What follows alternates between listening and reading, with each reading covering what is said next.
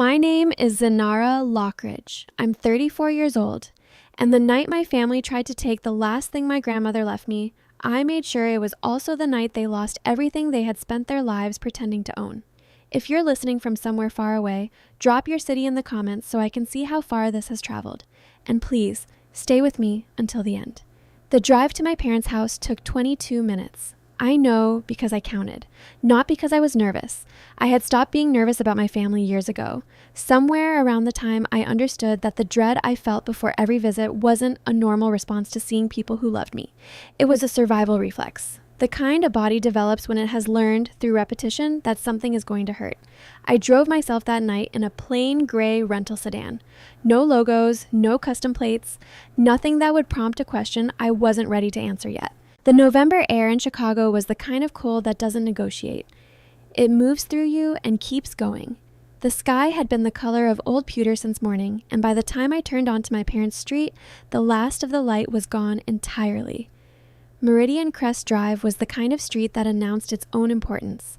Wide setbacks, 3-car garages, decorative columns that had never held up anything structural in their lives. My parents had lived at the end of this street for 26 years, and the neighborhood had become, over time, less a place they lived and more a statement they made. I parked on the street rather than pulling into the driveway. Old habit. It's easier to leave quickly when you're not blocked in. On my phone, a message from Callaway Brett, my attorney and the executive director of legal affairs at my company, read, "All documentation confirmed. Federal warrant active as of 6 a.m. this morning. I'll be at the address by 7:15. Traffic on I-90 is moving." I read it twice, put the phone in my coat pocket, sat in the dark for a moment. I thought about Eleanor Voss. My grandmother had been a small woman with large opinions and an extraordinary talent for seeing through people. She'd worked as a bookkeeper for 31 years, lived alone in a Lincoln Park apartment she'd bought in 1974, and refused every suggestion that she sell it because, as she always said, her life didn't need changing. When she was dying, and she knew she was dying, she was entirely clear-eyed about it, she held my hand in the hospital room and told me something I have never forgotten. "People will always try to take what you have, Z. The ones who love you will ask first. The ones who don't will invent reasons why they deserve it more than you do. Learn to tell the difference early." She left me the apartment. Not to my parents, not to my younger sister Sarah. To me, by name, in a will that had been drawn up properly and witnessed and notarized and filed correctly in every possible way, because Eleanor Voss had not survived 60 years of being underestimated by being careless with paperwork. I had kept that apartment for 2 years. I would have kept it for the rest of my life. I got out of the car. The front door was unlocked. I knocked anyway. No one came. I let myself in. The foyer smelled like the cedar and bergamot candle my mother had burned in this house for as long as I could remember. Ordered by the case from a boutique in Evanston, replaced on a schedule, never allowed to burn down past a certain point. The floors were wide plank white oak, installed 8 years ago. The console table held fresh white flowers. Everything in this house had been chosen to project a specific image. The image was, "We have always been this comfortable. Comfort is simply our natural state."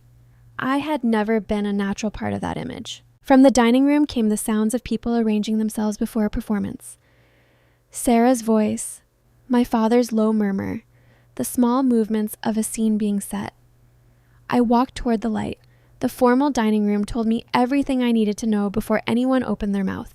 The Wedgwood china, cream with a thin gold rim, only came out for occasions my mother had mentally categorized as significant. The crystal glasses, the pressed linen tablecloth, the silver candlesticks. Someone had spent time on this. Someone had wanted it to look right. My father, Riven Lockridge, stood at the head of the table. He was 61 years old, a former regional bank executive who had taken early retirement 3 years ago with a generous severance and what he always called a plan, the specifics of which had remained vague ever since. He was a broad, physically imposing man, and he was wearing the dark blazer he reserved for conversations he considered serious. My mother, Alouette Lockridge, sat to his right. She was 58, and she was beautiful in the composed, deliberate way of a woman who had decided at some point in her 40s that she would remain exactly this version of herself indefinitely. Her posture was impeccable. She held a glass of red wine and looked at me the way she always did when I walked into a room, with an expression that contained both welcome and evaluation in equal measure, and you were never entirely certain which one was winning. Sarah sat beside her. My sister was 29 years old and had always been the room's center of gravity without effort. Tonight she wore a red cocktail dress, her blonde hair loose around her shoulders. There was a diamond bracelet on her left wrist that caught the chandelier light each time she moved. I noticed it, cataloged it, and said nothing. At the far end of the table, not looking up from his phone, was Dustin Hale. Dustin was 36. He had the look of a man who had decided early in life that appearance was the primary currency of success and had invested accordingly. The suit was navy, almost certainly custom. The watch on his left wrist was an Audemars Piguet Royal Oak. I knew the model because he had posted a photograph of it on Instagram 3 weeks ago with the caption, "New chapter, new standards." The shoes were Italian leather, recently polished. He was, by every visible metric, the image of a man who had made it. That image had cost my parents $660,000, but I'll get to that. "Zenara," my father said. Not hello, not good to see you, just my name, like a gavel coming down. "Dad," I said. He reached across the table and pushed a manila folder toward me. It slid across the white linen and stopped near the centerpiece. The movement was practiced, deliberate, final. This was meant to feel like the moment where terms are presented and the outcome is already decided. I didn't touch it. "Open it," he said. "Hello to you too," I said, and pulled out the chair across from Sarah and sat down. My mother set her wine glass down with a small sigh. "We'd really appreciate it if we could skip the theatrics tonight, sweetheart. This is a family conversation." "Then let's have one," I said. "What's in the folder?" "Open it and you'll see." I opened it. 2 documents. The first was a formal notice of lease termination, attorney drafted, citing my father's authority as executor of Eleanor Voss's estate as the legal basis for terminating my occupancy of the Lincoln Park property. The second was a quit-claim deed already prepared, requiring my signature to transfer all of my legal rights and interests in the property to Riven Lockridge. I read both documents completely. This took about 4 minutes. No one spoke. When I finished, I closed the folder and set it back on the table. "No," I said. My father's jaw tightened. "Zenara, Grandma left that apartment to me. It's in the will. It's been through probate. My name is on the deed as sole beneficiary. Whatever executor authority you had over her estate ended when the estate closed, which it did over 2 years ago. These documents are built on a legal premise that no longer exists." "That's not what our attorney says." "Then your attorney is either wrong or you didn't give them the complete picture." Dustin finally put his phone down. He leaned forward slightly, elbows on the table, and adopted the expression of a man about to explain something complicated to someone who probably wouldn't follow it. "Zenara," he said, his voice carrying the particular smoothness of someone who has spent years treating every conversation as a sales call. "I understand this feels sudden, but let me give you the full picture, because I think once you understand what's actually at stake, you're going to see this very differently." "I'm listening," I said. Apex Meridian Capital is at a critical inflection point. We have a DeFi acquisition in final stages. A deal that will generate multi-generational returns for everyone at this table. But deals of this size require immediate liquidity, cash on hand. The Lincoln Park property in today's market is conservatively worth $850,000. A fast sale provides the capital bridge we need to close. You want me to sell my grandmother's apartment so you can fund a cryptocurrency deal. I want the family to participate in an opportunity most people will never have access to. He spread his hands, generous, reasonable. You work from home. You don't need 2 bedrooms in Lincoln Park. Sarah deserves... I'd like to hear from my parents, I said. A flicker of irritation crossed his face. He sat back. My mother folded her hands on the table. Your father and I have discussed this at length. Dustin has shown us the projections. Real numbers, not speculation. The returns would allow us to retire properly, to support Sarah, to build something lasting. All we're asking is for you to be part of the family. I am part of the family. Then act like it, my father said. His voice dropped into the register he used when he was done with the preliminary portion of a conversation. Dustin is giving us a genuine opportunity. You have an asset you've been sitting on for 2 years. You don't drive. You barely leave that apartment. And the fact that you're still living there instead of building a real life, that's something your mother and I have been worried about for a long time. You're worried about me, I repeated. We're worried that you've become too comfortable with small, my mother said, her voice gentling into the register she used when she was delivering something she knew would land hard. You had so much potential when you were young. We all saw it, but safe isn't the same as thriving, sweetheart.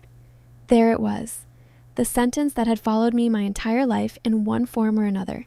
The careful language that was simultaneously concern and dismissal, that turned different from what we expected into failure, always delivered in the voice of someone who only wanted good things for you.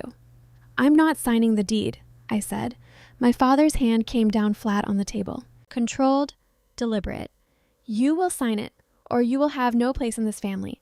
I want to be very clear about that. We are giving you one opportunity to be part of something real. If you walk away from this table tonight without signing those papers, I will use every legal tool available to me as executor to make your tenancy in that apartment as difficult as possible, and I will not hesitate. I know you won't, I said quietly. You've always been very consistent about that. The dining room held that sentence for a moment.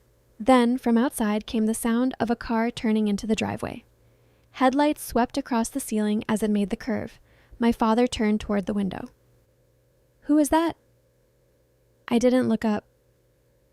Zenara, who did you invite to my house? I didn't invite anyone to your house, I said. Someone is coming to support me. There's a difference. Dustin made a small sound that was meant to be a laugh. You called a friend? For a family dinner? I called my attorney, I said.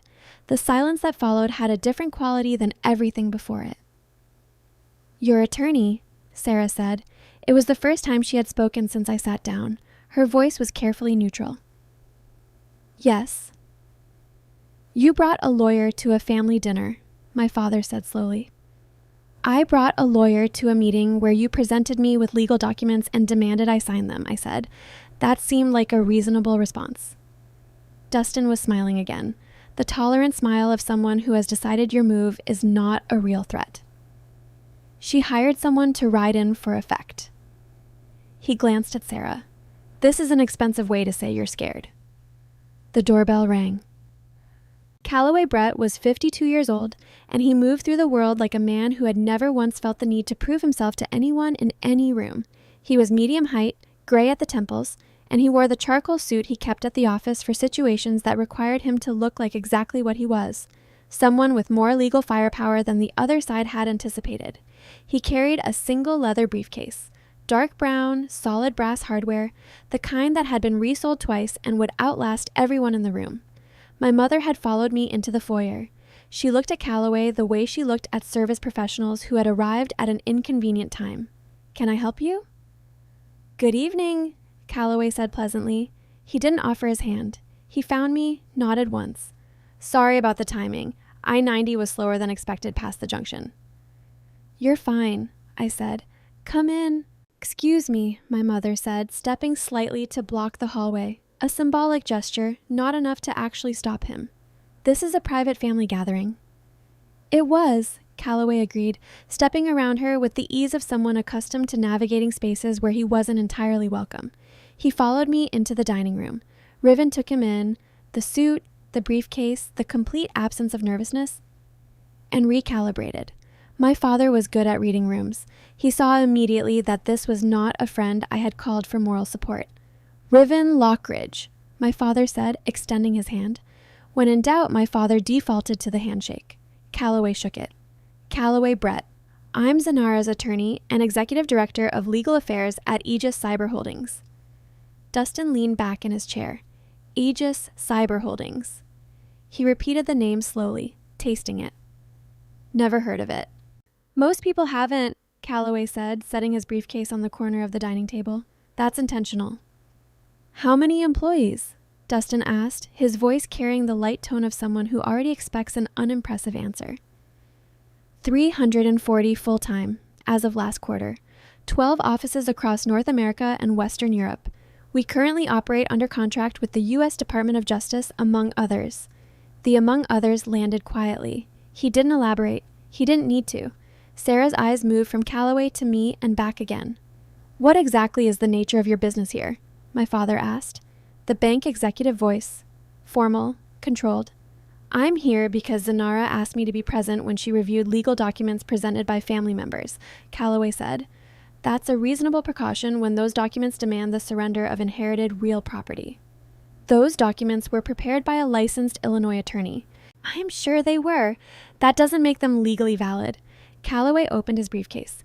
Before we continue, I'd like to share some information that I believe is relevant to everything being discussed tonight. Dustin pushed back from the table, a small movement almost imperceptible. What kind of information?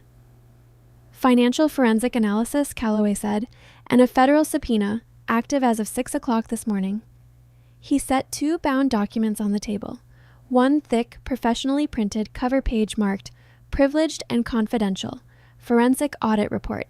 One shorter, bearing the official seal of the United States District Court, Northern District of Illinois. The room went quiet in a different way. Not the silence of people pausing between arguments. The silence of people who have just heard something that changes the shape of the conversation entirely. Dustin looked at the subpoena. His expression didn't collapse. He was too practiced for that. But something behind his eyes drew tight. That's a forgery, he said, his voice still easy. Case number 24-CR-08847, Calloway said.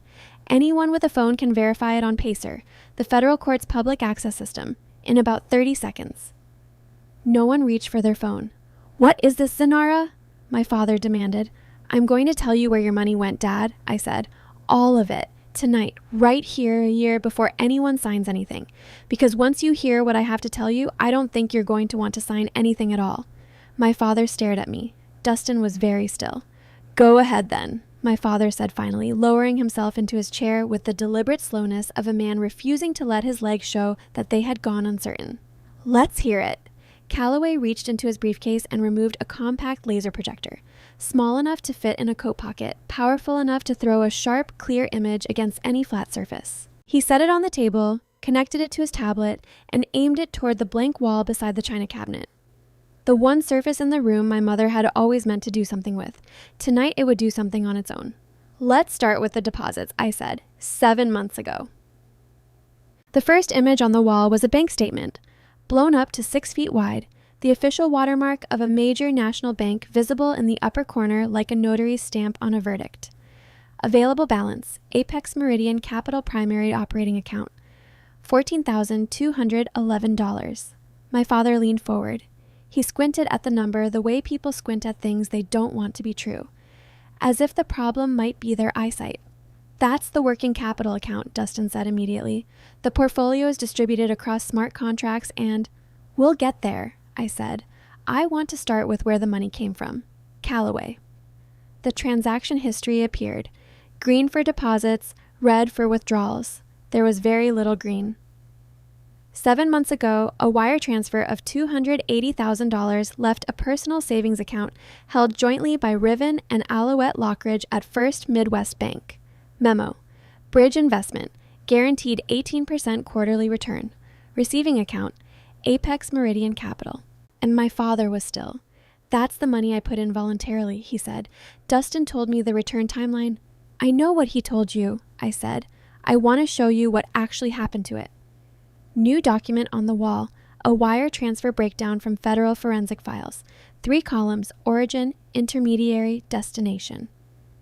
Within 72 hours of receiving your $280,000, Apex Meridian transferred the full amount through 2 shell companies. One registered in Delaware, one in Wyoming.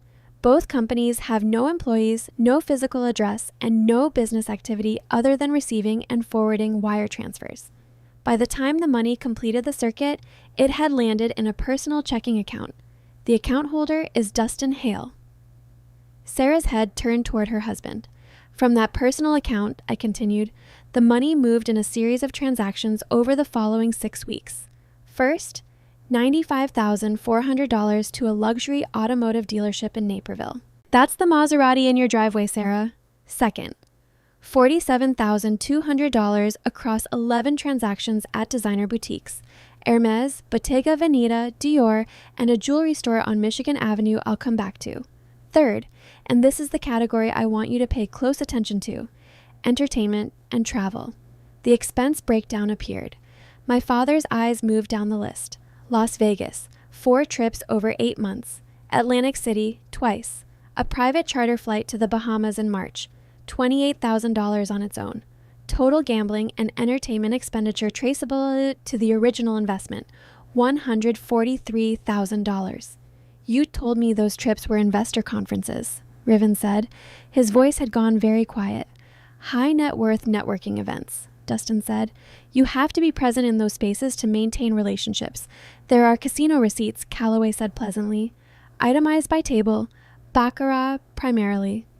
The Venetian, Las Vegas, March 14th, $14,000 in a single evening. My father said nothing. Now, I said, I want to talk about the second component, the one that doesn't involve Apex Meridian's accounts at all. I looked at my mother. Mom, I said carefully, what I'm about to show you, I need you to understand that I'm not showing it to embarrass you. I'm showing it because you deserve to know the truth about what happened to your money. Alouette set her wine glass down. Calloway changed the slide. A new wire transfer record appeared on the wall. The source account was different. The source account was held in the name of Alouette Eleanor Lockridge at Vanguard Financial. Account type, individual retirement account. Transfer amount, $380,000. Transfer date, 11 months ago. My father turned to look at his wife. Alouette was staring at the wall. She had gone very still. Not the controlled stillness of someone keeping their composure, but the frozen stillness of someone who has just heard a sound and is waiting to find out what made it. Alouette, my father said. His voice was very quiet. What is that? She didn't answer immediately. Mom, Sarah said softly. That's your retirement account. You've had that since before I was born. You said you'd never...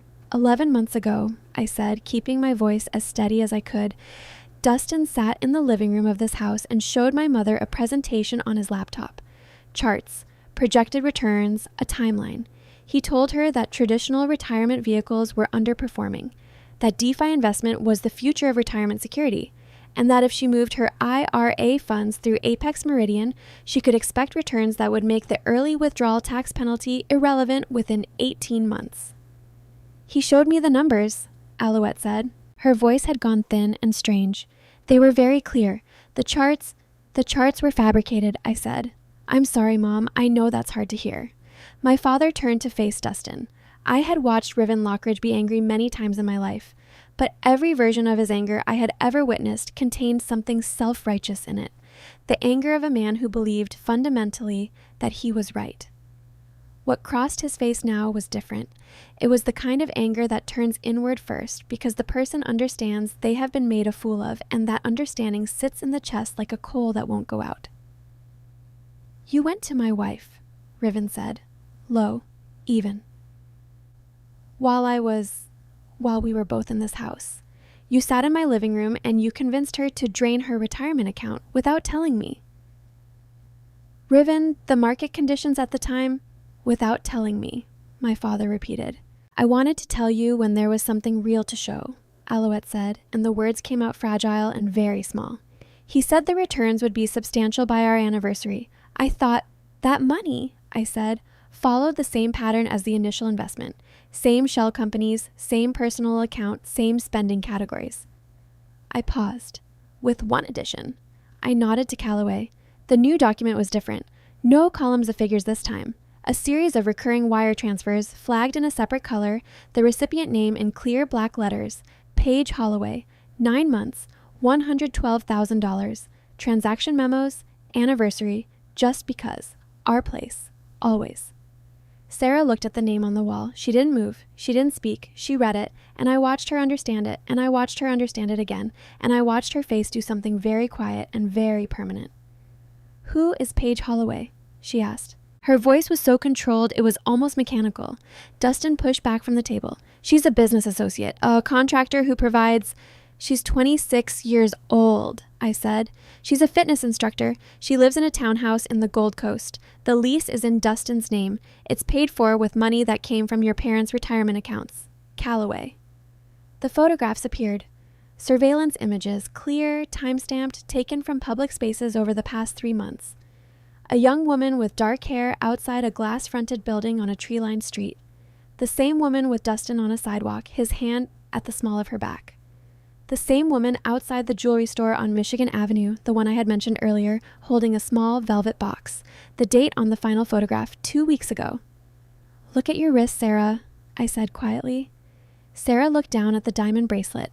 The silence that followed was one of the heaviest I have ever sat inside. It pressed on the chest. It had weight and texture and temperature. Sarah reached up with her right hand, unfastened the clasp, and set the bracelet on the table. The sound it made against the linen was almost nothing, a whisper of metal on cloth. But in that room, at that moment, it was the loudest thing that anyone had done all evening. Dustin stood up. "I can explain." "Sit down, Dustin," Riven said. And Dustin sat. Because when my father used that particular voice, stripped of everything performative, just bone, you sat, even if you were the one who had stolen from him. Maybe especially then.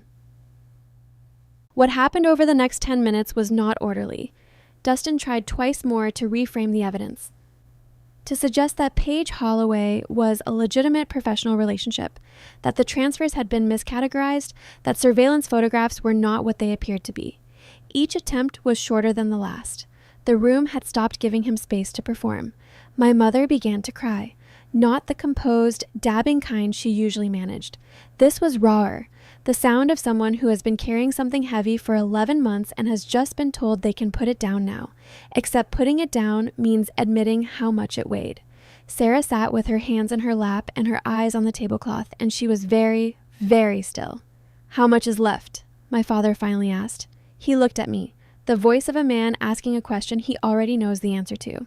In Apex Meridian's operating account, $14,000. In Dustin's personal accounts, currently frozen by Federal Reserve order as of this morning, approximately $31,000 spread across 3 accounts. "The total," my father said, "the total of what went in. Your initial investment, $280,000. My mother's IRA withdrawal, $380,000. A personal loan of $40,000 that Sarah took from this household 2 years ago to cover what Dustin described as temporary cash flow issues.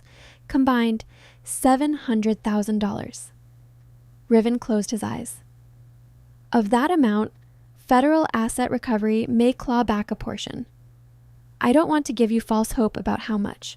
The casino losses, the retail purchases, the lease payments for the Gold Coast townhouse, that money is spent. It's gone. My mother's crying had softened into something quieter and more exhausted. Dustin was staring at the table, and then my father opened his eyes. I had half expected this and half dreaded it, because narcissists don't collapse the way ordinary people do. They don't go quiet and accept what's in front of them. When cornered, they search the room for the exit that doesn't require them to admit they helped build the trap. My father looked at me, not with grief, with the expression of a man who has been calculating. "You knew," he said. "Yes. You knew before tonight. You've known for weeks. The SEC contracted my company to conduct the forensic audit 3 months ago. I've had the full picture for 6 weeks. And you came here tonight? You let your mother sit through this? I called 3 times in the past month, Dad. You didn't answer. Mom texted that you were busy with family matters and would be in touch when you had time." Silence. I also sent a certified letter. 6 weeks ago. It outlined the investigation, asked you to consult an independent financial advisor, and strongly recommended you make no further transfers or investments of any kind until you had spoken with a lawyer. Callaway has the delivery confirmation. Callaway placed a single sheet on the table, a USPS tracking record dated 6 weeks prior, signed for at this address. My father looked at it. "I didn't open it," he said after a moment. "Dustin told us there was a legal harassment campaign from a competitor, that we might receive official-looking documents designed to frighten us away from the investment. He said to discard anything that looked like it came from a law firm." "So he told you to throw away the warning," I said. My father didn't answer. He didn't need to. The silence lasted perhaps 20 seconds. Then Riven Lockridge straightened in his chair. I recognized the movement. My father had built a 30-year career in part on an absolute refusal to be the person who lost. That refusal didn't switch off just because the evidence was on his dining room wall. "None of this changes the fundamental situation with the property," he said. His voice was steadier than it had any right to be. Dustin will face consequences, that's becoming clear. But the Lincoln Park apartment is a separate matter. Dad, my name is still on the master deed as executor.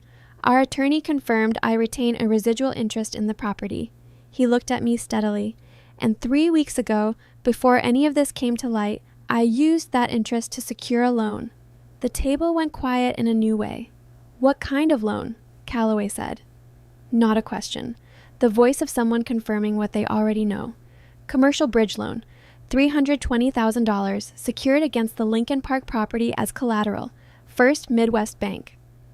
My father's voice was level, deliberate. I transferred those funds to Dustin as emergency capital to stabilize the fund while the acquisition closed. He assured me the returns would cover the loan within 60 days. You put a mortgage on Eleanor's apartment, I said. A lien. The bank holds the lien. If the loan isn't repaid, the bank will foreclose. The apartment will be lost regardless of what either of us wants. He looked at me with the expression of a man who believes he has just played the decisive move. You don't have a choice, Zanara. You can't live in a property that's going to be foreclosed. The only way to preserve any value is to sell it voluntarily, pay off the loan, and distribute the remainder. I looked at him for a long moment. Then I turned to Calloway. Show him, I said. Calloway reached into the briefcase one final time. He removed a single document, not a bound report, not a subpoena. A contract printed on heavy stock with the letterhead of First Midwest Bank at the top and 2 sets of signatures at the bottom. He placed it in front of my father. Riven picked it up. He read the first paragraph. His eyes stopped. He read it again. What is this? He said. When the Federal Reserve initiated its investigation into Apex Meridian Capital 3 months ago, they flagged every financial institution that had processed transactions connected to the fund. First Midwest Bank was among them. When your wire transfer of $320,000 was traced from your bridge loan directly into Dustin Hale's personal account, money subsequently spent in patterns consistent with fraud proceeds, the bank's risk management team reclassified that loan as a toxic asset, a non-performing loan with elevated legal exposure. Banks don't hold those, Calloway continued. They sell them. 5 days ago, First Midwest Bank offered the note on your Lincoln Park lien to private equity buyers through an internal auction. The sale completed in 48 hours. My father's finger moved to the bottom of the page, to the name of the purchasing entity, Aegis Holdings Private Equity Division. Purchase price, $89,000. He set the paper down very slowly. He looked at me. You bought my debt, he said. I bought the lien on my grandmother's apartment, I said. The bank no longer holds it. I do. You owe me $320,000, Dad, not First Midwest Bank. Me. Alouette made a small, involuntary sound. And because those loan funds were used in direct connection with an active federal fraud investigation, Calloway said, the loan is in immediate technical default. Zanara, as lien holder, has the legal right to initiate foreclosure proceedings against the collateral listed in the original loan agreement. My father looked up. Slowly. The collateral on the original bridge loan, Calloway said, was this house. The chandelier above the table seemed very bright. The crystal threw small fragments of light across the ceiling, the walls, the pressed linen tablecloth. My father sat at the head of his table in his good blazer, surrounded by his china and his crystal and 26 years of carefully maintained image, and I watched him understand.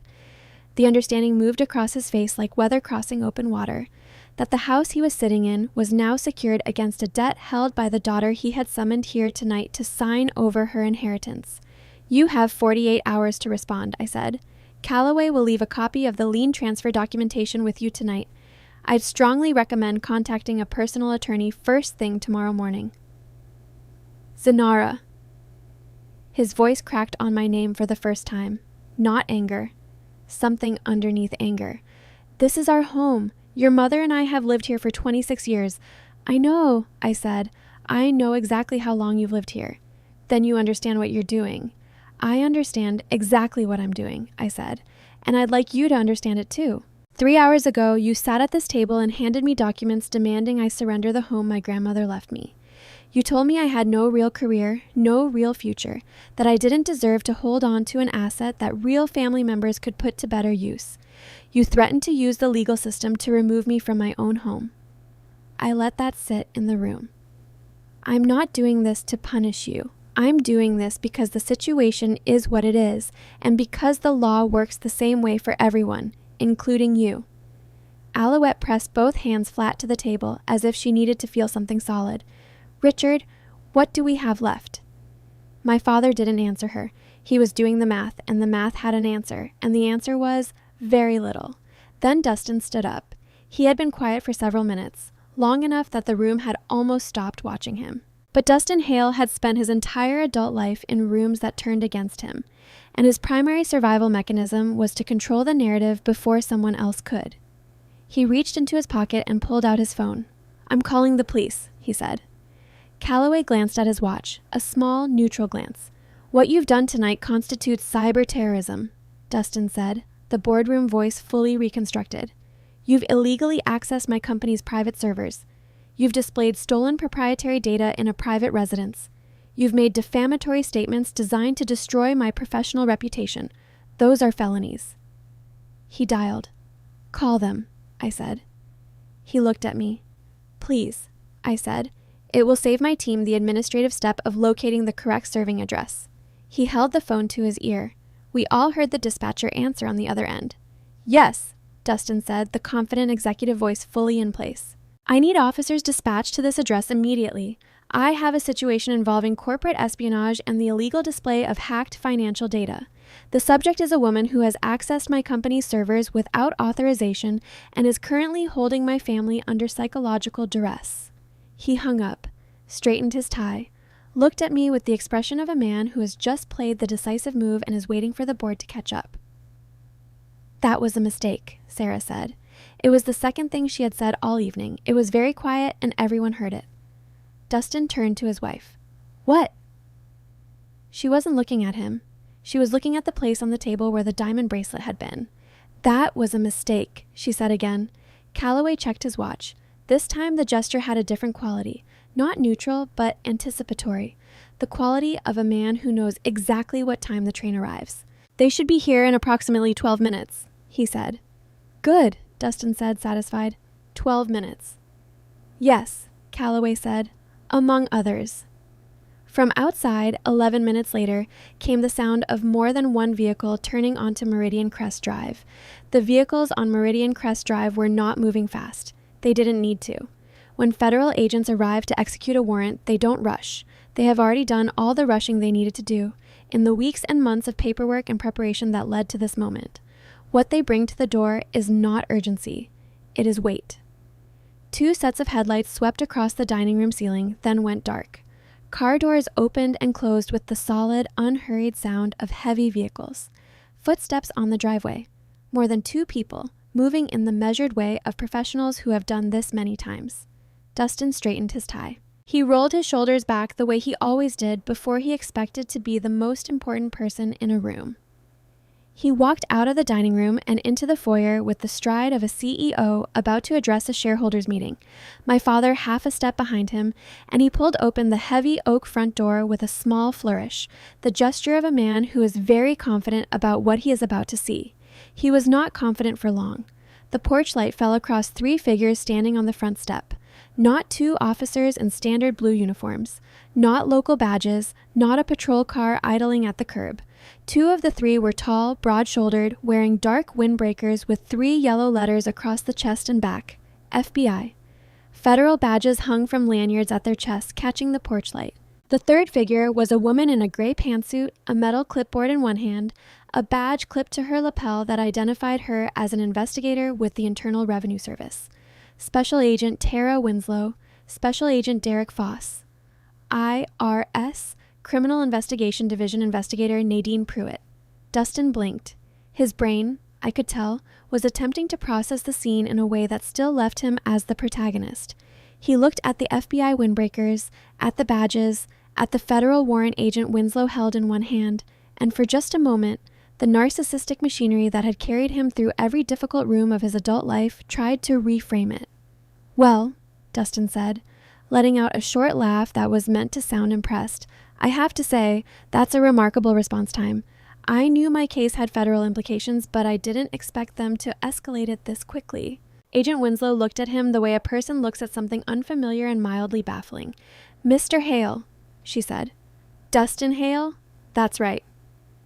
He straightened slightly, reflexively presenting himself as the authority in the situation. I'm the one who called. The individual you need to speak with is inside. She's in the dining room. She's been displaying illegally obtained financial data and... We're not here in response to your call, Agent Winslow said.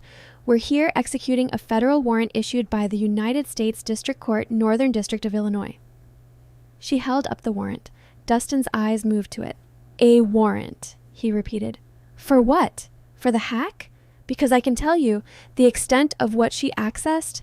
To freeze all financial accounts, safety deposit boxes, and digital assets associated with Apex Meridian Capital and your personal name, Investigator Pruitt said, stepping forward. Her voice was precise, unhurried, the voice of someone accustomed to delivering information that changes people's lives and having them argue with her anyway, and to take you into custody on federal charges. Dustin stared at her. I'm sorry, he said. You're here to... Arrest you, Mr. Hale, Agent Winslow confirmed. For 3 full seconds, Dustin Hale did not move. His face held the expression of a man whose internal model of the situation has been shown to be so completely wrong that the mind needs a moment, just a moment, to shut down and reboot. Then the salesman came back online. Okay, he said, raising both hands in a gesture of calm reason. Let's slow down. There is clearly a miscommunication happening here, and I want to help you resolve it. I am the founder and managing director of Apex Meridian Capital. We manage a multi-million-dollar portfolio of decentralized financial assets. What you think you have found in my company's records is the result of deliberate data manipulation by a person who has a personal vendetta against me and the technical skills to make fabricated records look authentic. He pointed back through the house toward the dining room, toward me. That woman is my sister-in-law. Her name is Zinara Lockridge. She is a freelance IT consultant with a grudge against my wife and a motive to destroy our family.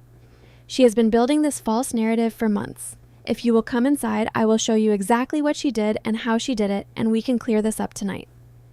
Agent Winslow listened to all of this without expression. When he finished, she looked at Agent Foss. Let me make sure I understand, she said, turning back to Dustin. You're telling me that a freelance IT consultant... working alone, without legal authority, without a court order, hacked into a multi-million-dollar crypto fund, fabricated 3 years of complex international financial records, forged a federal judge's signature on a subpoena, intercepted wire transfers across multiple jurisdictions, and convinced the United States Department of Justice to issue a federal arrest warrant, all because she dislikes her sister's husband. That is exactly what I'm telling you, Dustin said. Agent Winslow turned to Investigator Pruitt. Pruitt made a small mark on her clipboard and shook her head slightly, the gesture of a professional who has been doing this long enough to have stopped being surprised.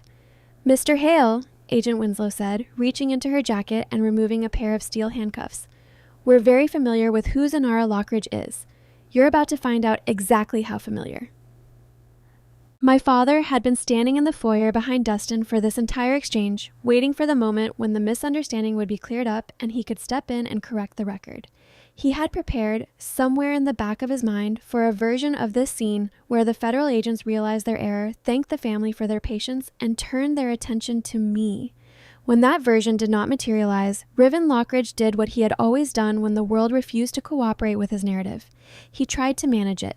He stepped forward, positioning himself between Dustin and the agents with the physical confidence of a man who had once run a bank and believed that authority was something you projected rather than something that was given to you.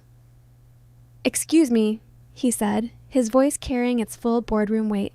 I need to ask you to slow down. I don't know what information you've been given or by whom, but I can tell you with complete certainty that the man standing behind me is a person of excellent character who has done nothing wrong. My daughter, on the other hand, he turned slightly and pointed toward the dining room, has spent the last 2 hours in this house making false and defamatory accusations against her brother-in-law, bragging about accessing his private financial systems, and threatening this family with fabricated federal documents. I want her removed from my property, and I want her charged with whatever crimes are applicable. Agent Winslow looked at my father with an expression that contained neither anger nor sympathy, just the particular patience of someone who has a job to do and has learned not to waste energy on people who are in the way of it. Sir, I understand you're upset, she said. I need you to step back. I will not step back in my own home. Sir, Agent Foss's voice was quieter than Winslow's, but it had a quality that made the single word land like a hand on the shoulder. "Step back, please." My father stepped back. My mother appeared in the doorway between the foyer and the dining room. She had composed herself, or tried to, but her mascara had run, and she had the slightly dazed quality of someone who has cried more in the last hour than in the previous year. She looked at the FBI windbreakers, at the handcuffs in Agent Winslow's hand, and she pressed her fingers to her mouth. "Riven," she said, "what is happening?" "It's a misunderstanding," he said. "It will be sorted out." It was not going to be sorted out. Dustin made 3 more attempts over the next 4 minutes. The first was the business card. Matte black titanium, gold lettering, Dustin Hale, founder and managing director, Apex Meridian Capital. He produced it from his jacket with a practice flick and held it toward Agent Winslow. She looked at it without taking it. "I sit on the advisory boards of 3 technology startups in Silicon Valley," Dustin said. "I have working relationships with hedge fund managers, state-level policy advisors, and venture capital partners who will attest to my professional standing. I want it on record that I consider this action to be a serious overreach that will be addressed through my legal team." Agent Winslow did not take the card.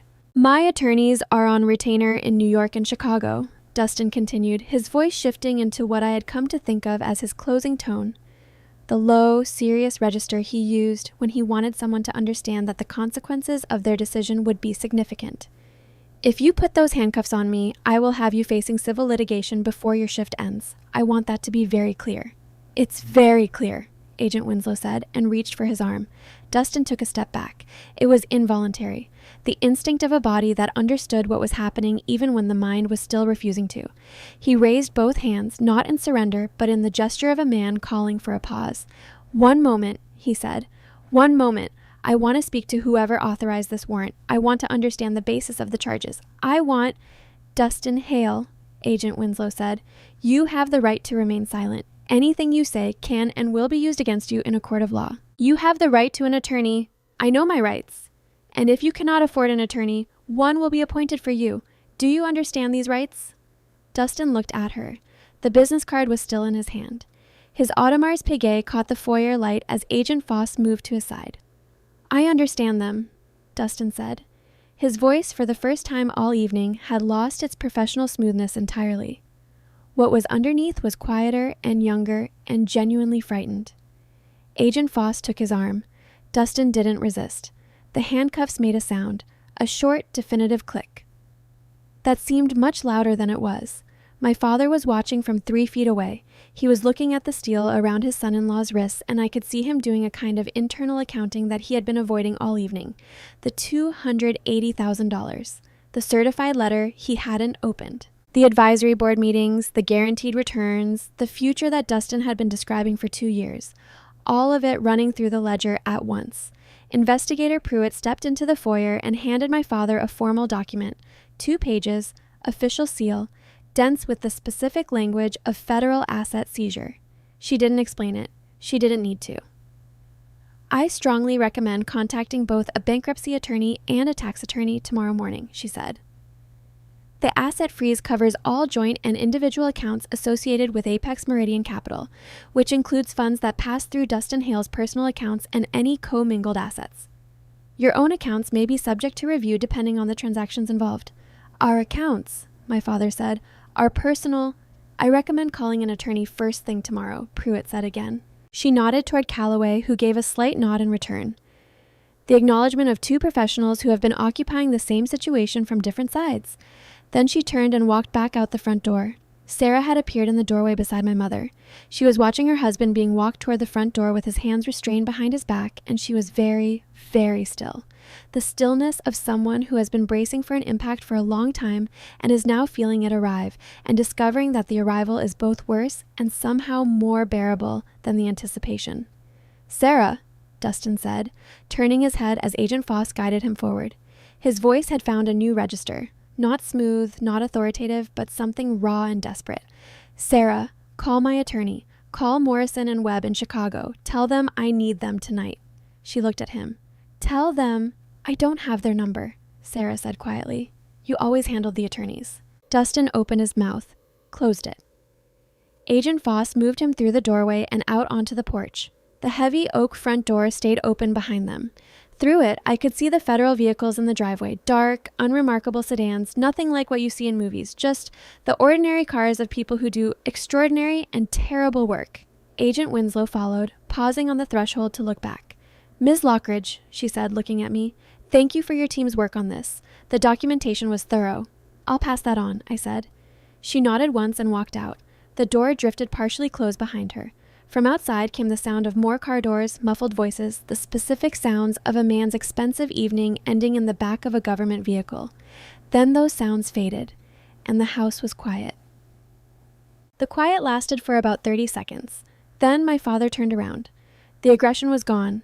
The bank executive posture, the boardroom voice, the absolute certainty that he was the authority in any room he occupied.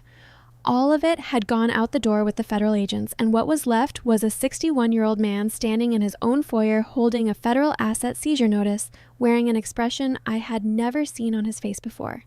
It was not grief exactly. It was more specific than that. It was the expression of someone who has just watched the story they have been living, the story in which they are the protagonist, the patriarch, the one whose judgment can be trusted, reveal itself to have been fiction. "The agent said she knew who you were," Riven said. He was looking at me, but it was the look of a man talking to himself as much as to another person. "She said you built the system they used to track Dustin's accounts." "Yes," I said. "She thanked you." "Thanked?" "Yes. For your team's work." He said the words as if testing their meaning. "Your team." "I have a team, Dad. I have 340 employees." "You work from home," he said. "You live in your grandmother's apartment. You don't drive. You wear—" He stopped. "You've been—" He stopped again. "I think," Calloway said from the doorway of the dining room, "that this might be a good moment to give your clients the full picture, Zanara." I looked at my father, at my mother, who had moved to stand beside him and was holding his arm. Not in affection, exactly, but in the way of two people who are standing at the edge of something and need a point of contact. At Sarah, who had come to stand a little apart from both of them, her arms crossed, watching me with an expression I couldn't quite read. "Sit down," I said. "All of you. There's one more thing I need to tell you." We went back to the dining room. The projector was still running, casting a pale rectangle of light on the wall. The Wedgwood china was still on the table, the food still mostly untouched, the crystal glasses still holding wine no one had thought to drink for the past 2 hours. The torn documents, the quit-claim deed my father had pushed across the table at the beginning of the evening, were still in the folder where I'd left them. I remained standing. Calloway stood beside me. My parents and Sarah sat. "For the past 6 years," I said, "you have believed that I was a struggling freelance IT consultant, that I worked from home because I couldn't afford an office, that I lived in Grandma Eleanor's apartment because it was the only housing I could manage on what I made fixing other people's computers, that I didn't drive because I couldn't afford a car." I paused. "None of that is true." And Calloway reached into his briefcase and produced the final document of the evening, a single-page, heavy cream stock bearing the letterhead of an independent financial auditing firm and 2 official stamps. He placed it on the table in front of my father. "Aegis Cyber Holdings was founded in 2018, I said. "Starting capital, $47,000. My own savings, accumulated over 3 years of working for someone else. No outside investors, no family money, nothing from this house." My father was looking at the document. His eyes moved down the page slowly. "In 2019, we secured our first significant contract with a regional bank in the Midwest that needed to overhaul its cybersecurity infrastructure after a data breach. In 2020, the Federal Deposit Insurance Corporation contracted us to help protect banking systems during the surge in digital fraud that came with the pandemic. In 2021, the Department of Homeland Security. In 2022, the Securities and Exchange Commission, specifically to build the monitoring systems they use to track financial fraud in decentralized markets." I let that land. That SEC contract is how my team came to be assigned to the Apex Meridian investigation 6 months ago. Dustin's fund appeared in our fraud detection system 3 months after we went live. We flagged it, reported it to the SEC, and were asked to build the evidentiary file. The forensic audit report, the federal subpoena, the warrant, all of it came from my company's work. I didn't hack Dustin. I was legally authorized by a federal judge to access every account and server associated with his fund. My father's eyes had stopped moving. They were fixed on a number near the bottom of the page, the number that Calloway had placed in front of him. Aegis Cyber Holdings currently holds contracts with the Department of Justice, the Department of Defense, the SEC, and 3 of the largest commercial banks in North America, Calloway said. The company has 340 full-time employees, 12 offices, and annual federal contract revenue in excess of $180 million. He paused. Zanara's personal net worth, independently verified by Hartwell Financial Auditors as of last quarter, is $267 million. The chandelier above the table made no sound. The house made no sound. The street outside was completely quiet now. The federal vehicles long gone, Meridian Crest Drive back to its ordinary, expensive silence. My father set the document down on the table very carefully, as if it were fragile. $267 million, he said. The number came out in barely more than a whisper. Yes. He looked up at me, and I saw it. The moment I had anticipated for years, the moment I had both wanted and dreaded. The recalibration. My father was a man who organized the world by value, who assessed everything and everyone in terms of what they were worth, who had spent 30 years in finance because numbers were the language in which he understood reality. And now the numbers had told him something about his oldest daughter that his entire framework had no space for. You've had this, he said slowly, all along, this whole time. Yes. And you never... He stopped, tried again. You let us believe... I didn't let you believe anything, I said.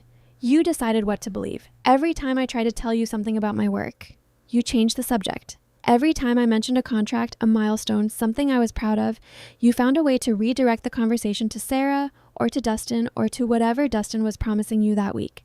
I stopped bringing it up because no one was listening. That's not fair. I sent a certified letter 6 weeks ago. You didn't open it. He had nothing to say to that. I kept Grandma Eleanor's apartment, I said, because she asked me to, because she said it was a place I could always come back to, and I wanted to honor that. Not because I couldn't afford to move, not because I was struggling, because it meant something to me, and the things that mean something to me have never been the things that meant something to this family. My mother made a sound. Small, involuntary. She was looking at her hands.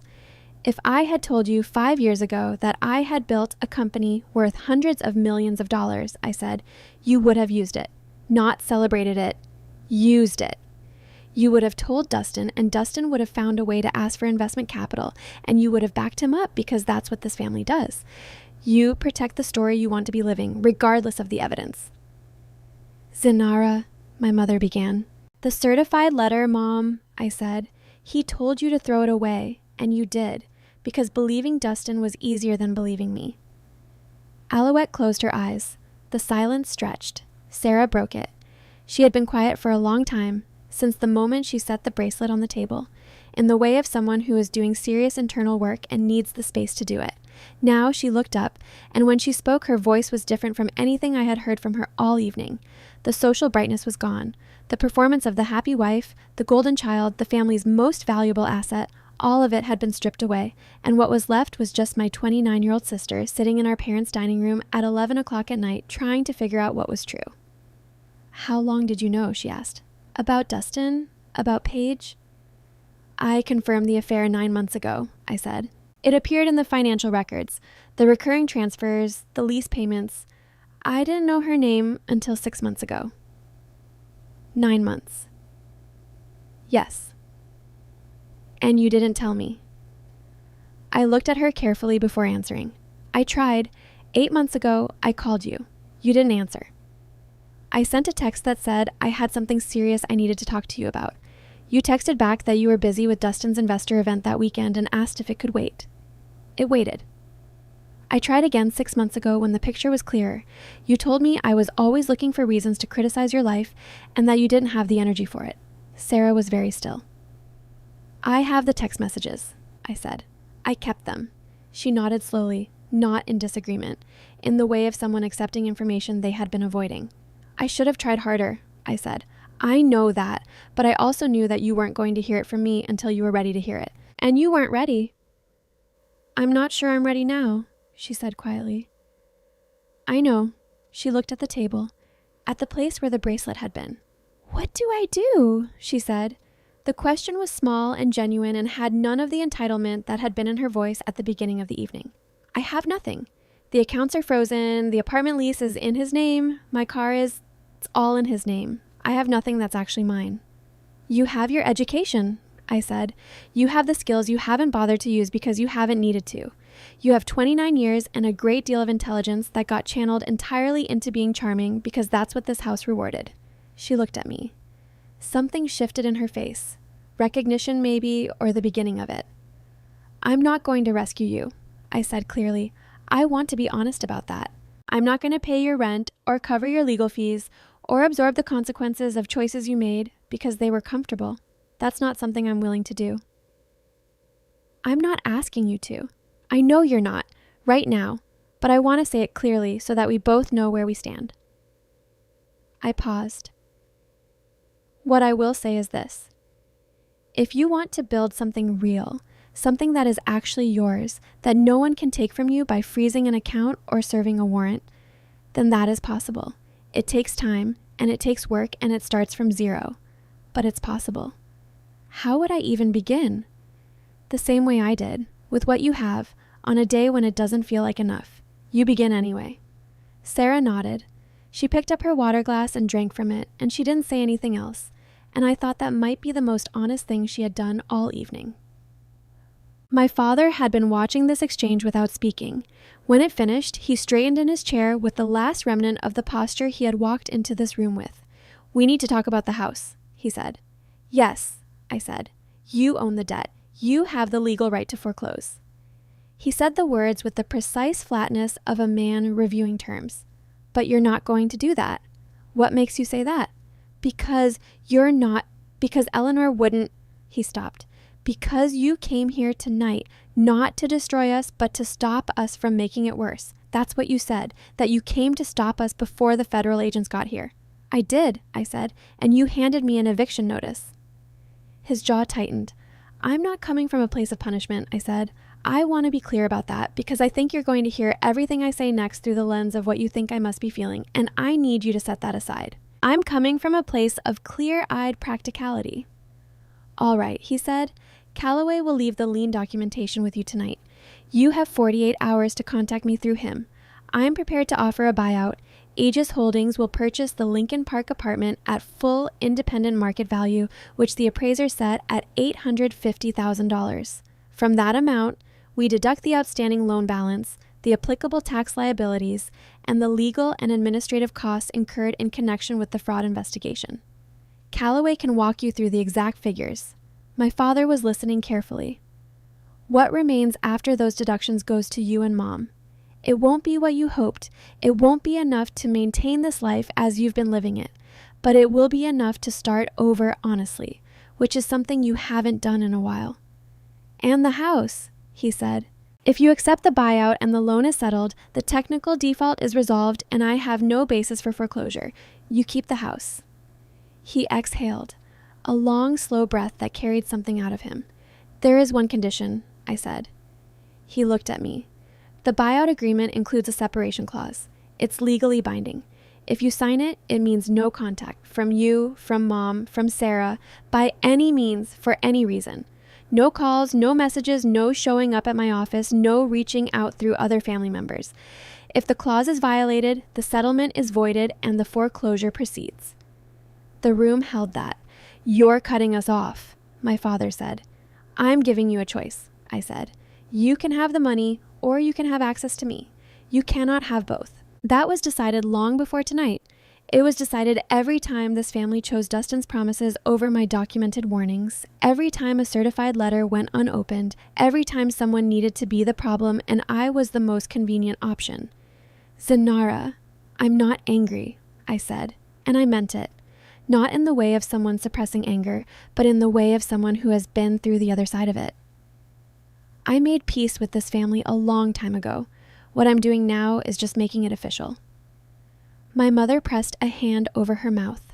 Her shoulders shook once, silently. My father looked at the table, at the federal documents, at the quit-claim deed he had pushed at me 3 hours ago, at the torn pieces of expectation that the evening had become. He nodded once, a small, spent motion. "I'll contact Calloway in the morning," he said. I left my parents' house at 11:47 that night. I know the exact time because I looked at my phone when I stepped outside, the way you check a clock after surgery. Not because the time matters, but because you need to confirm that time is still moving, that the world outside the room where everything happened has continued on without you.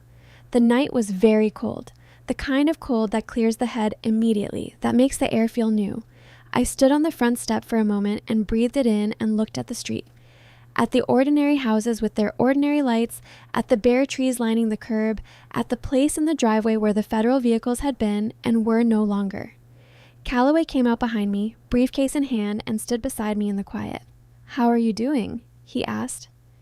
It was not a question he asked often. In 6 years of working together, Calloway Brett had maintained a professional register so consistent that I had occasionally wondered whether he had emotions outside of the office, and if so, whether he filed them somewhere.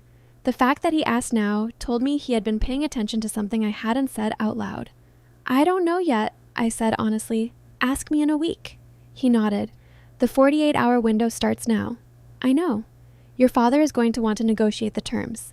He can want whatever he likes. The terms are the terms. Sarah didn't sign anything tonight." "No," I said. "She didn't." A pause. Somewhere down the street, a dog barked once and went quiet. "She's going to need time," Calloway said. "Everyone needs time," I said. "That doesn't mean I owe it to them."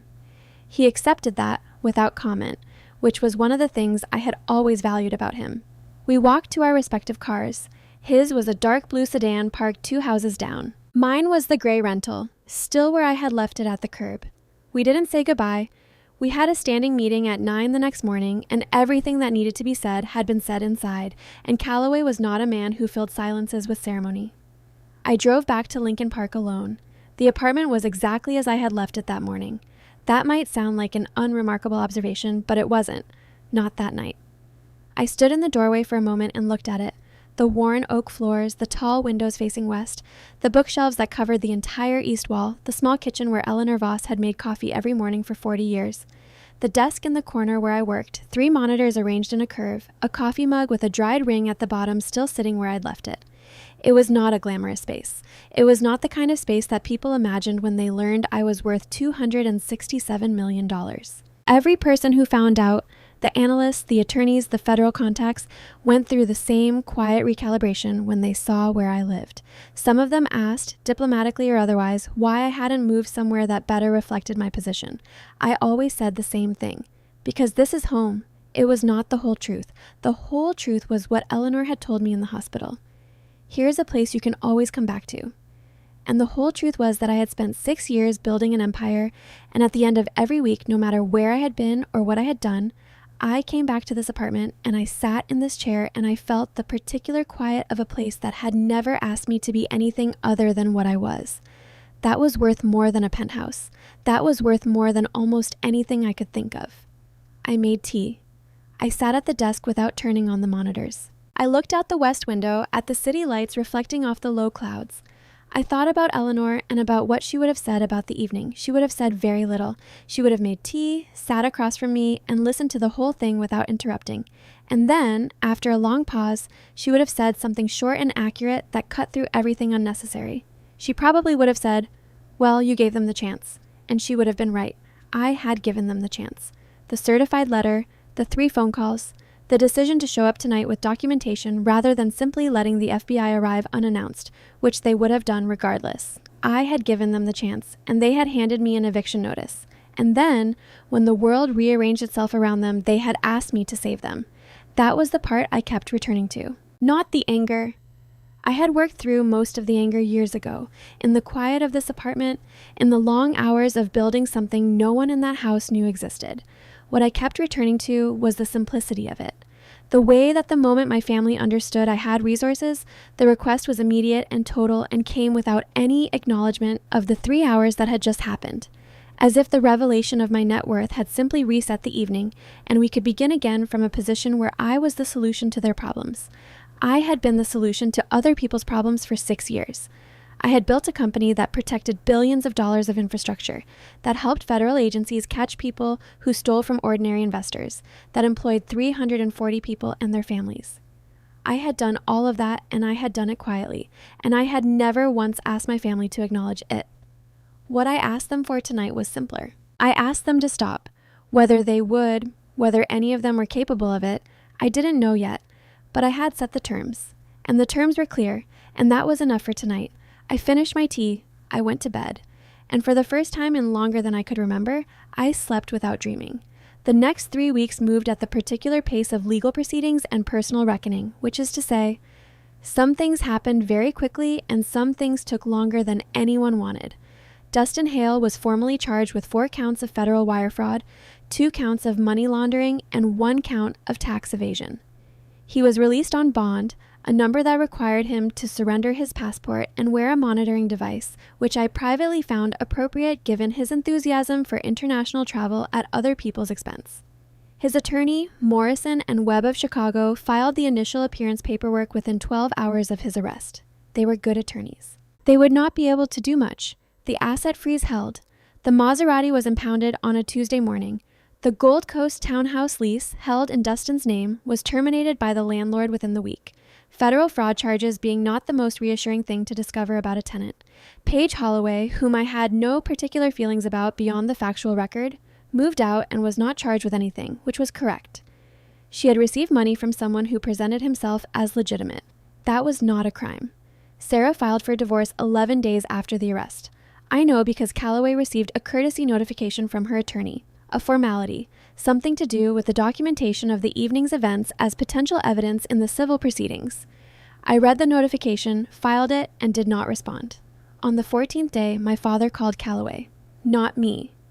Calloway. Which I had expected, and which I had told Calloway to expect, because Riven Lockridge was not yet capable of calling his daughter directly to discuss terms of surrender. He needed an intermediary. He needed the language of business rather than the language of family, because the language of business was the only one in which he knew how to admit he had lost. Calloway relayed the conversation to me in his usual precise way. My father had reviewed the buyout terms, had consulted with a personal attorney, not the one who had drafted the quitclaim deed, a different one, and had questions about the deduction structure.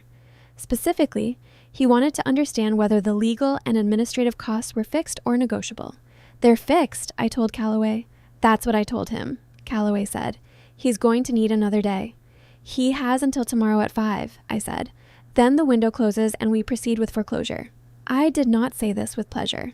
I said it with the flat practicality of someone who understood that clear terms, held consistently, were the only thing that had ever worked in dealings with my father.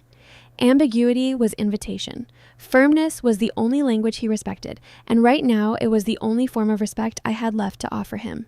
At 4:43 the following afternoon, Calloway received a signed copy of the buyout agreement, both signatures, Riven and Alouette Lockridge. The apartment closed 3 weeks after that. On the morning of the closing, I went to Lincoln Park early. Before Calloway, before the title company representative, before any of the administrative machinery of real estate transfer arrived to make it official.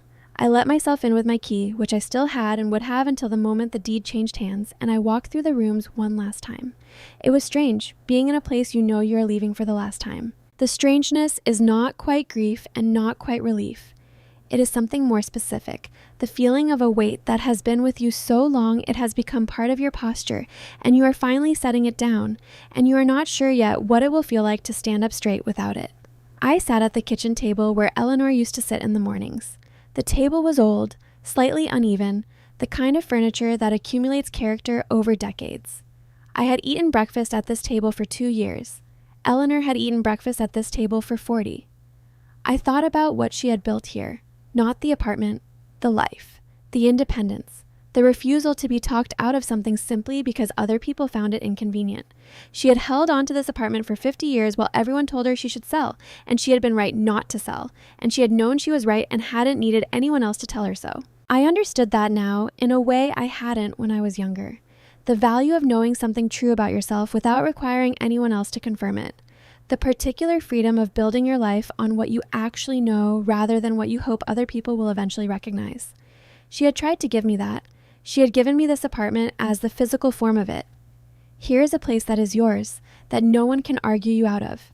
I was selling it now, but I was selling it on my own terms to a company I owned at a price I had set after a night in which I had made the terms of my life absolutely clear to the people who had spent 34 years misreading them. Eleanor, I thought, would have found that acceptable.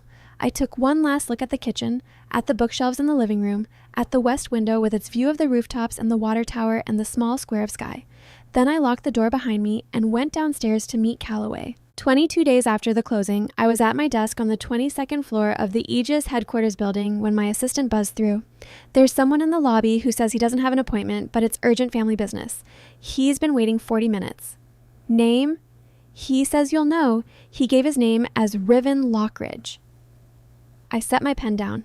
Send him up, I said, and ask Martin to stay close to the elevator.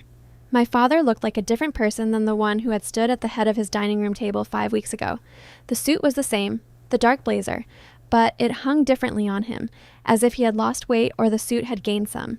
His hair, which he had always kept precisely trimmed, needed cutting. The skin under his eyes had the gray, slightly crumpled quality of someone who had not been sleeping well or eating regularly or doing any of the maintenance activities that had previously been part of the infrastructure of his self-presentation.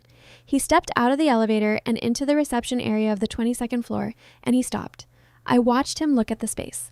The floor-to-ceiling glass, the city spreading out below, the clean, purposeful movement of staff in the hallways, the specific quality of people who are busy doing real things. On the wall behind the reception desk, the Aegis logo, and below it the current roster of active federal contracts, updated monthly, printed in a clean sans serif font. He read the list. It took him a moment. Then he followed Martin down the hall to my office. I did not stand when he came in. This was not rudeness, or not only rudeness. It was the practical decision of someone who understood that the dynamics of a room are established in the first 30 seconds, and that standing would have suggested a welcome I didn't intend to offer. Sit down, Dad, I said. He sat. He looked around the office with the same expression he had worn in the reception area, something between awe and the particular discomfort of a man who is being shown, in 3 dimensions and real time, the full extent of what his assumptions had cost him. The office was large, not ostentatiously so. I had never been interested in space for its own sake, but large in the way of a room that had been designed to hold important conversations and contain the tools for them. The long desk, the multiple screens, the wall of windows, the shelves of technical documentation and legal filings that represented 6 years of building something from nothing. You built this, my father said. It was not quite a question. Yes, I said, from the freelance work. From the work? It was never freelance. It was always a company. I just didn't tell you that. He nodded slowly. Why are you here, Dad? I said, not unkindly, just directly. The buyout is complete. Callaway handled the transfer. There's nothing administratively outstanding. I know, he said. I know that. He put his hands on his knees. It was a gesture I recognized. My father settling himself before saying something difficult. He had done it at the beginning of serious conversations my entire childhood, and seeing it now, in this office, in this context, produced something in me that I hadn't expected. Not softening, more like recognition.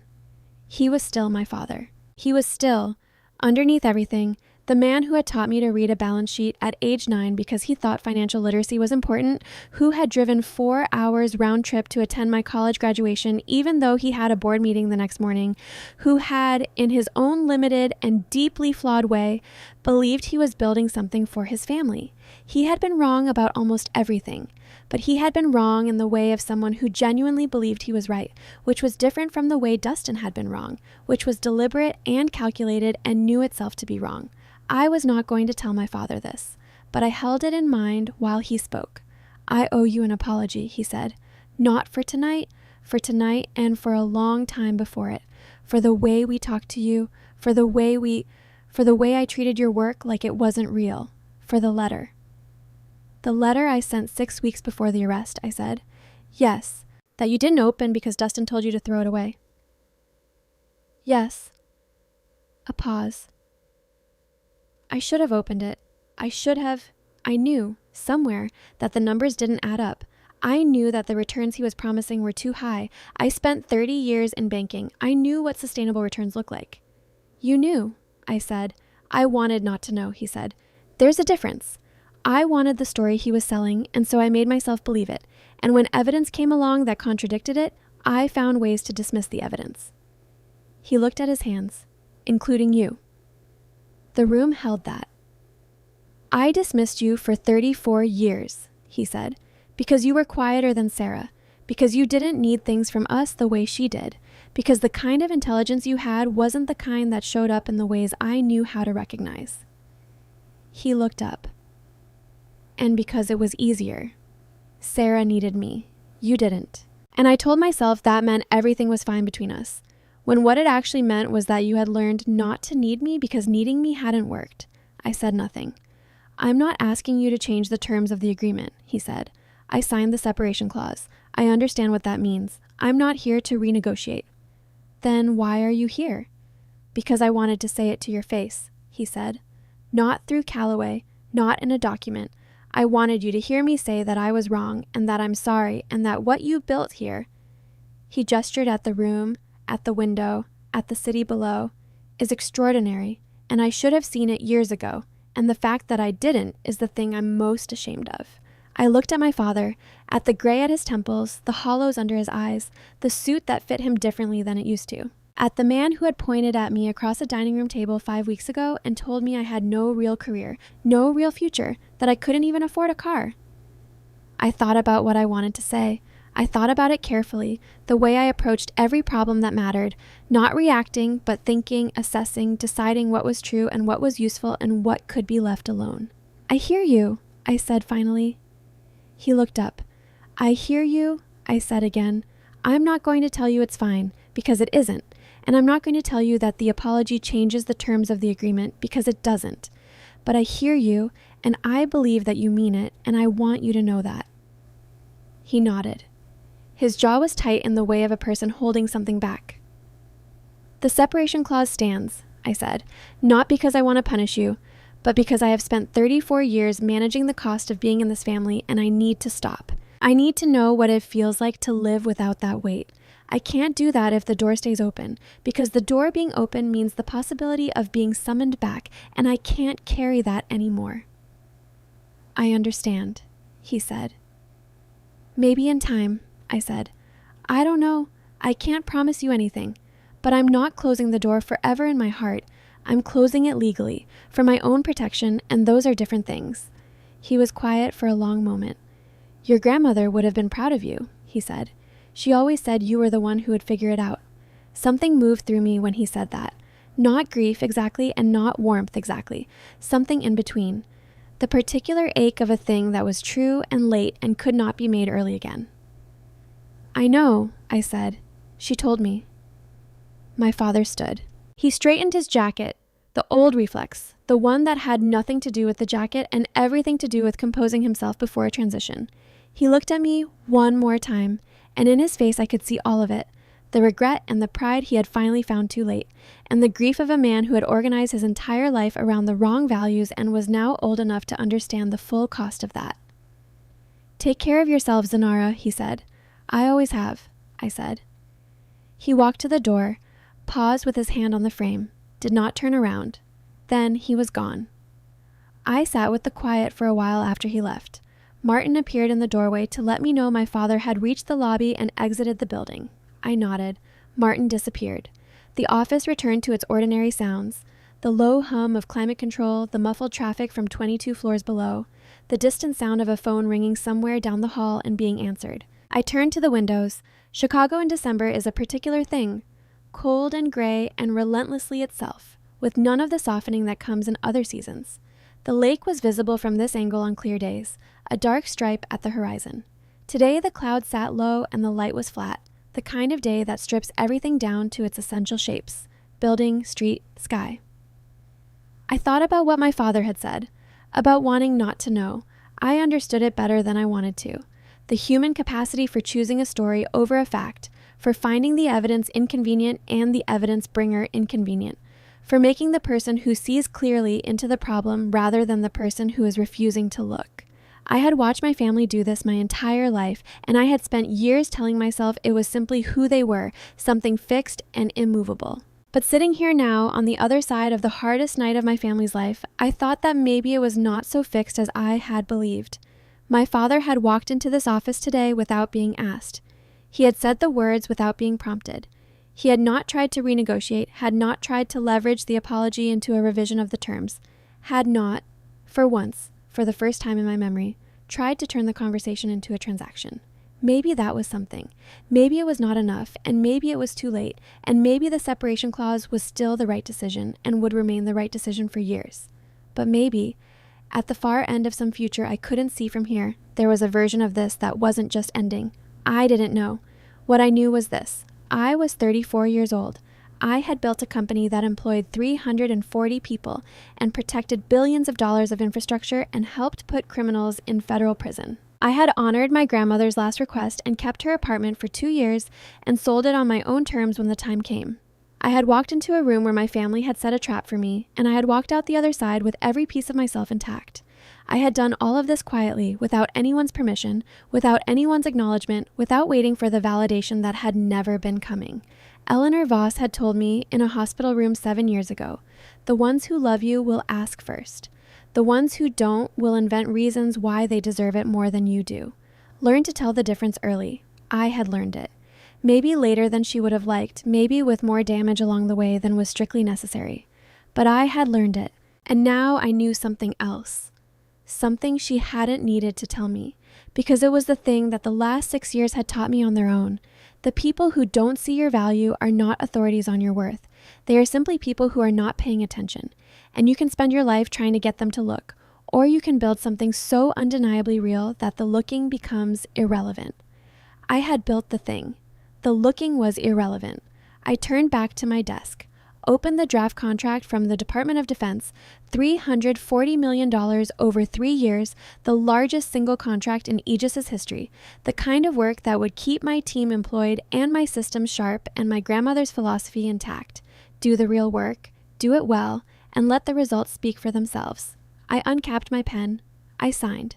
3 months later, I received a text message from an unknown number. It's Sarah. I got a new phone, new number, new plan, the first thing I've paid for entirely myself in about 5 years.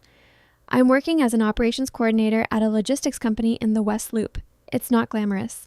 My boss is 24 and I have to ask her how to do things I should probably already know. But it's mine. I wanted you to know. I read the message twice. Then I typed back, good. A pause, then, that's it? Just good? That's it, I typed. For now, good is a lot. Good is a start. Another pause, longer this time. Okay, she wrote. Okay, good. I put the phone down. Outside the window, Chicago was beginning to thaw. March light on the water tower, on the rooftops, on the small square of sky above Lincoln Park, above what had been Eleanor's apartment and was now, according to the records, the property of Aegis Holdings, converted into short-term corporate housing for visiting staff. Its old oak floors and tall west-facing windows put to new use by people who were passing through and didn't know its history and didn't need to. Eleanor wouldn't have minded. She had always been practical about the difference between a place and what it meant to you. The place was just walls and floors. What she had given me wasn't the apartment. It was the knowledge that I could hold on to something, and the equally important knowledge of when to let it go. Some things you build in public and some things you build in silence, and the ones built in silence are often the ones that last. If you have ever had to prove your worth to people who refuse to see it, I hope this story reminded you of something important. You were never asking the right audience. The right audience is the work itself. The right audience is the life you build when no one is watching. If this story reached you, if it found you in whatever city you're in, at whatever point in your own life, drop your city in the comments. I want to know how far it traveled, and if it meant something to you, please subscribe. There are more stories where this one came from. Stories about people who were underestimated, who built anyway, who found their way through with nothing but clarity and the refusal to give up. I'll see you in the next one.